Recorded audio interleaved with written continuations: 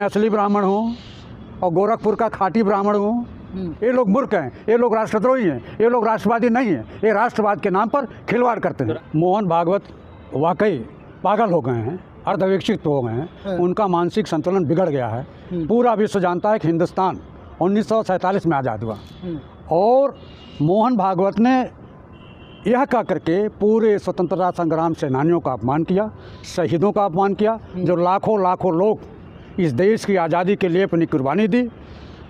बहुत बहनों ने अपने भाई को खोया, माताओं ने अपने बेटों को खोया, बहनों ने अपने भाई को खोया। उन सारे शहीदों का अपमान मोहन भागवत ने किया है और मोहन भागवत को इस देश से की जनता से माफ़ी मांगनी चाहिए। हमारे देश की आज़ादी 1947 में मिली।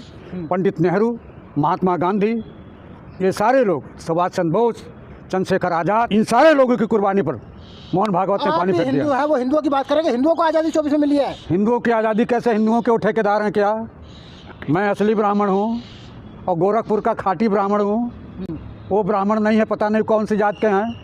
ब्राह्मण होते तो देश की आज़ादी का अपमान नहीं करते। देश की आज़ादी का अपमान करने वाला राष्ट्रद्रोही है। इनके ऊपर राष्ट्रद्रोह का मुकदमा चलना चाहिए। कौन सनातनी है? वो सनातनी है। जो सनातनी होगा वो हिंदू धर्म का अपमान करेगा, हिंदू धर्म को अपमानित करेगा। वो सनातनी नहीं है और ब्राह्मण भी नहीं है। वो ब्राह्मण के नाम पर बदनुमा दाग है और कलंक है। राम मंदिर बनने के बाद आज़ाद हुआ ना हिंदू, खुल के जीने लगे देश में। सवाल ही नहीं उठता। इन्होंने भगवान राम को भी धोखा दिया। भगवान राम के का असली तांत्रिक देश था, उसको भी इन्होंने अपमानित किया। भगवान राम को इन्होंने पैदा किया क्या? भगवान राम हमारे आराध्य हैं। पहले ऐसे महाकुंभ होते थे क्या? जैसे अब हो रहा? ये तो सारी चीज़ों को राजनीतिकरण कर रहे हैं। भगवान राम हमारे आस्था के प्रतीक हैं, हिंदुओं के आस्था के प्रतीक हैं, सबकी आस्था के प्रतीक है, हिंदुस्तान के लोगों की आस्था के प्रतीक है। उन आस्था के प्रतीक के साथ भारतीय जनता पार्टी, नरेंद्र मोदी और मोहन भागवत खिलवाड़ कर रहे हैं। तो आपने घर से जाते हो, ये हमारे साथी टीका लगाए हैं, क्या ये मोदी जी के आने के बाद ही तो लगा रहे हैं अभी? नहीं, सवाल ही नहीं उठता है। ये हमारे भाई हैं, हम भी घर से पूजा करके चलते हैं। आप भी अपने घर से खुदा का इबादत करके चलते हैं। जब सुबह कोई भी चलता है तो कहता है, हे माँ लक्ष्मी, हे माँ दुर्गा, हे प्रभु, हे भगवान राम, हे कृष्ण, हमारा दिन ठीक से बीते। आप कब आज़ाद हुए हैं? हम तो 1947 में आज़ाद हुए हैं। इनके कहने पर नहीं, ये तो देश की आज़ादी का भी माहौल उड़ाया। 52 साल तक जिस संस्था ने अपने मुख्यालय पर देश का राष्ट्रीय तिरंगा नहीं फहराया, वो राष्ट्रद्रोही है। वो कैसे राष्ट्रभक्त है? ये लोग कहने के लिए राष्ट्रभक्त हैं, लेकिन ये फर्जी राष्ट्रभक्त हैं। 2024 में ही तो राम जी टीन टप्पड़ में से निकल के मंदिर में बैठे हैं। राम जी तो हमारे भी अंदर हैं और आपके भी अंदर हैं, नीचे भी हैं, ऊपर भी हैं, दाएं भी हैं और बाएं भी हैं, उत्तर भी हैं और दक्षिण भी हैं। इनके कहने से भगवान राम बैठेंगे क्या? भगवान राम को ये लाएंगे। भगवान राम ने, राधा कृष्ण ने, शिव पार्वती ने हमको लाया है। ये लोग कौन होते हैं? हिंदू धर्म पर टीका टिप्पणी करने वाले। ये लोग मूर्ख हैं, ये लोग राष्ट्रद्रोही हैं, ये लोग राष्ट्रवादी नहीं हैं, ये राष्ट्रवाद के नाम पर खिलवाड़ करते हैं। तो राम की बात करना देशद्रोही हो गया? हम राम की बात करते हैं। राम की बात तो वो भी कर रहे हैं। और राम की बात कहते हैं कि राम जी का मंदिर बना, इसका मतलब राम जी पैदा नहीं हुए थे, मंदिरें बनवाए। मंदिर सुप्रीम कोर्ट के आदेश पर बना। और जब राजनीति को धर्म से जोड़ा जाता है तो उस देश की राजनीति, उस देश की सियासत निश्चित रूप से गंदी हो जाती है। बात तो उन्होंने बोले कि हिंदुओं को आज़ादी मिली, राम मंदिर बना, खुश हो गए थे इसमें। उसके बाद आज़ादी नहीं मिली। आप पढ़े लिखे हो, आपको आज़ादी कब मिली? आप बताएं, पत्रकार हैं, आपको आज़ादी कब मिली? जब मोदी प्रधानमंत्री बने। तब आप इस देश के महानायक हैं भैया, आपको मैं प्रणाम करता हूँ। आपकी बुद्धि को मानने वाले को लगा आज़ादी मिली, इसमें बुराई क्या है? तो सब मानते, तो सारे हिंदुओं के नहीं है। वो भगवान को भी नहीं मानते हैं, भगवान के नाम पर खिलवाड़ करते हैं, आस्था के नाम पर खिलवाड़ करते हैं। आस्था के साथ मजाक करने वाला आदमी हिंदू धर्म को हो ही नहीं सकता। हिंदू धर्म में हिंदू गुलाम था ना जी? कभी नहीं गुलाम था जी। अच्छा, 1947 तक हम गुलाम थे। 1947 के बाद हम आज़ाद हुए। तो मोहन भागवत का मतलब क्या है? मोहन भागवत का मतलब है कि दिल्ली का चुनाव हो रहा है। अच्छा। यहाँ वोटों का समीकरण बिगड़ा है।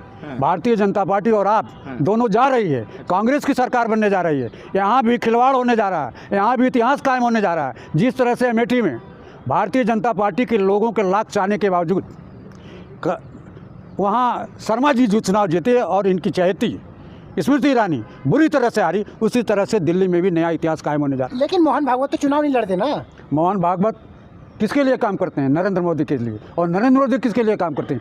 भागवत के लिए। ये दोनों एक ही सिक्के के दो पहलू हैं। आपको लगता है ना ऐसा? पूरे देश को लगता है। इनके कहने पर हम हिंदू हैं, इनके कहने पर हम मुसलमान हैं, इनके कहने पर हम ईसाई हैं, इनके कहने पर हम पंजाबी हैं, हम सिख हैं। मजहब नहीं सिखाता आपस में बैर करना। हमारा मजहब किसी को आपसी तालमेल से रहना सिखाता है, मजहबी आपस में बैठ नहीं सिखाता है। ये सब नफरत की दीवार खड़ा करते हैं, नफरत का माहौल खड़ा करते हैं, नफरत का माहौल खड़ा करके नफरत की जो बीज है उसको उगाने का प्रयास करते हैं। हिंदुस्तान की जनता आप समझ चुकी है। आप भी ब्राह्मण हैं, लेकिन शंकराचार्य महाकुंभ से कह रहे हैं कि एक एक मंदिर हम लेकर रहेंगे। ऐसा है कि ये लोग शंकराचार्य को मानते कहाँ हैं? जब भगवान राम के मंदिर की प्राण प्रतिष्ठा हुई तो हमारे यहाँ खरवास में कोई शुभ साहित्य नहीं होता है। सारे लोग जो हिंदू जानता है कोई भी शुभ कर्म नहीं होता। इस मंदिर का शिलान्यास खरवास में किया गया, जो निश्चित रूप से हमारे लिए लाभकर नहीं है। अगर आज़ाद हुए हैं हिंदू 24 में, तभी तो हर मस्जिद के नीचे मंदिर ढूंढ रहे हैं और कह रहे हैं कि मंदिर हम लेके रहेंगे। अब तो शंकराचार्य ने भी कह दिया कि ज़मीन हम लेके रहेंगे। ऐसा है कि ये ज़मीन खोदते रहें, कहीं मंदिर के नीचे खोदेंगे, कहीं मस्जिद के नीचे खोदेंगे, कोई विकास तो करना नहीं है। ये 1947 के पहले की स्थिति लाना चाहते हैं, क्योंकि ये लोग अंग्रेज़ों के दलाल थे। 47 के पहले भी अंग्रेज़ों की दलाली करते थे। ये माफ़ी मांगने वाले लोग हैं। इन्होंने कहा है, इसीलिए जेल जाने के बाद माफ़ी मांगा है, इसीलिए माफ़ी वीर सावरकर कहा जाता है। कांग्रेस का या हिंदुस्तान का कोई भी व्यक्ति जो देश की आज़ादी की लड़ाई लड़ा है, आप बता दीजिए कोई माफ़ी मांगा हो?